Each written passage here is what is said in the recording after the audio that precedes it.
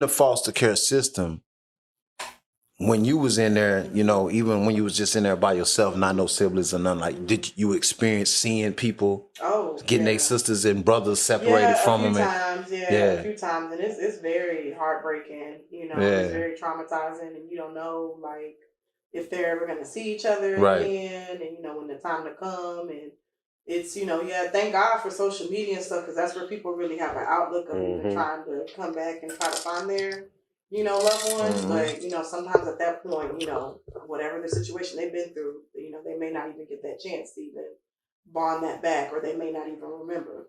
Right. Sometimes when you get moved around, whoever you with, they try to just like ghost, kind of cloud you of whatever you've been through and try to walk you into a new light of what you can become. So you just forget a lot of things until like something happens, and then you just kind of flash back like, wait a minute, this is actually what happened to me before. I mean, now it's coming back. Now it's flooding back. Right. So why is the system like that? Like, I had a friend that was in the foster care system, and they took her kid and like changed the kid's name so that she couldn't find it. Because, honestly, and I hate to say it, I feel like, they do that to make the child feel like it's not your fault. It's your parents' fault, or it's this fault, or, whoever else is, so, and then as you grow up, you gain that hate towards that person, and I felt that way with my mom, even though at a young age we were separated and we came back at a young age, but even as I got older, and I was still able to visit her while I was in the system, but I just grew that hate, like, this is because of you, like you weren't there, you were working late, so, but as I got older, I mean, I can't say, until to this day, I'm not going to say it was her fault, but I'm glad she made that decision, to go ahead and give up her parental rights, because I felt, even the path that she had went down, I probably would have went further, deeper into something else because of all that hate that I had towards her. Right. Or, the experience that I had with my brother and what had happened with that situation. So just once again, blaming her. So what was the path that she was on? When I was born, she was a heroin and crack addict, so I was born with heroin in my system. Right. I think she was, in trouble a lot. So she was on her way to prison. So when I was like 7 months, she, I guess, got, or whatever to go. Okay. So my uncle took me in and raised me until I was about 6. Right. So growing up, that's who I knew as mom and dad. And still to this day, I still call them. That's what I'm known for, that, or what I know them as. Right. So when I was at that age and they sat me down, and my brother was older, I think he was like 10, and then I have an older sister as well. So they knew, whatever, but I didn't. I'm the youngest. So sitting me down, explaining like, hey, your mom's getting out. Right. This is who we are.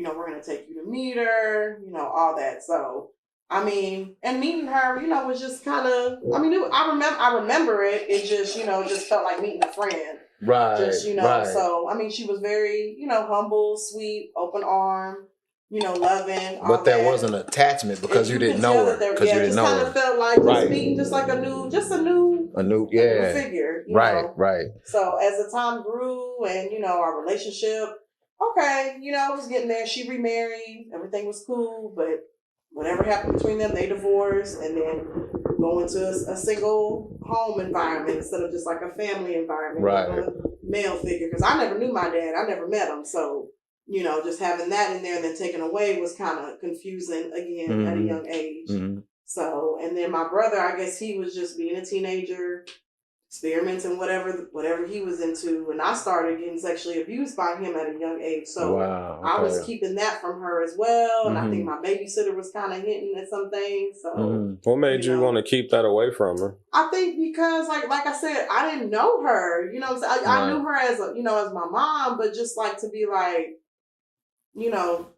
just that, I think you have to have that kind of trust with right. I don't know, that's a good question because I like I said, as a kid, I don't know if I felt like afraid to tell her or if she wouldn't understand. That's what I was gonna say. Do you feel like not knowing her, like, do you feel like she ain't gonna listen anyway, or if I do tell her, it's not gonna really matter to her?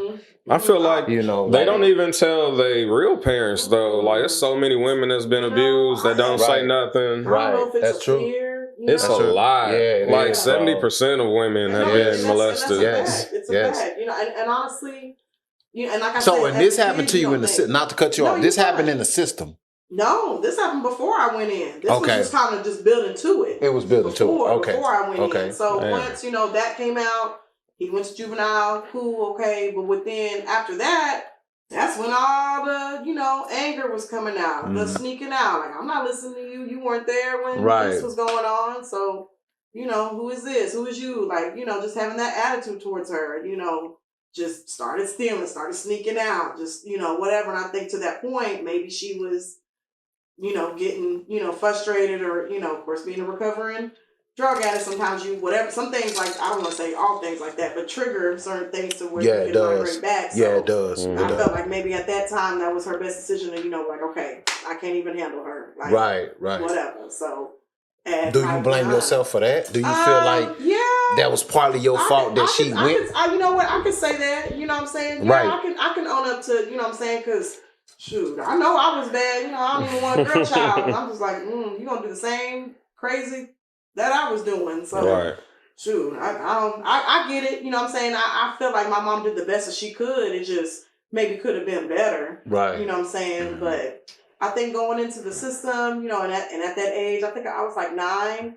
As soon as you go in, you don't immediately go to a home. You go to a shelter. You go to like a pod life. Same thing like when you go to prison or jail. Like you go in a pod system, or like a pod, unit. That's the whole, but that's all part of the program. Mm-hmm. Yeah. If you think about everything when it comes to foster care, when you look at hospitals, how they're made, when you look prisons, schools, all that stuff is really formulated in the same way. It's just the same thing. Squares, box you in. It's structured. Yeah, it's a certain structure to keep you.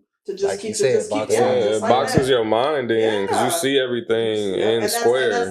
That's all you know. And then when you step out into going to public school, now you're an outcast. They're going to watch you. What you they're doing? going to see what you being dropped off in that long white van. Right. They're going to, okay, when you come to like events or, what I'm saying, like, okay, where are your parents at? Of course, there ain't no staff supervisor. Why your mama Korean? Why your mama Korean and you white? Your mama and daddy Korean, you white. That kind of hella questions. I don't know. Did that bother you? Absolutely. Kids with, especially being a girl, I couldn't go to sleepovers. I couldn't go to pool parties because go to sleeping overs, they would have to do a background check with the parents. Like, who want to do that? Yeah. Hey, she can come over, but I need you to sign this to make sure she don't tear up my house or she ain't no something. Yeah. Like, come on, man. Like, wow. There was like pool parties. There had to be a lifeguard there, no matter what, even if it was like at a house or whatever. Wow. So that took away, That's crazy. That. Yeah, it is. I didn't know they did all of that. Yes. You can't jump on trampolines. That was number 1 right there. I mean, I always remember that. Like if anybody had like a trampoline, can't do that. No. Wow. They were really